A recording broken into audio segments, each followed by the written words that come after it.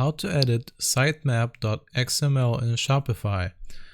Well, first off, I have to tell you there's not an exact way to do this in the current version of Shopify, but there's something else we can do, and I'm going to show you now.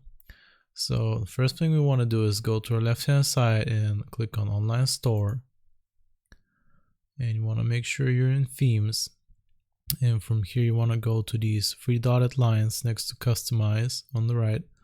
Just click on that, and now you click on View. This will open a new window, a new tab with your page.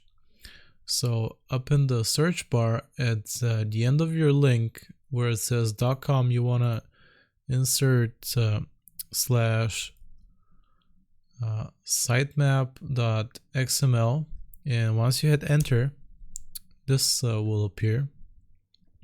Don't worry, this is here you can view your sitemap.xml of your website, and that's about everything you can do for now. It's this current version of Shopify, so stay tuned for more, I guess. And that's how you edit sitemap.xml in Shopify. I hope this was useful. Remember to like and sub, and I'll see you next time.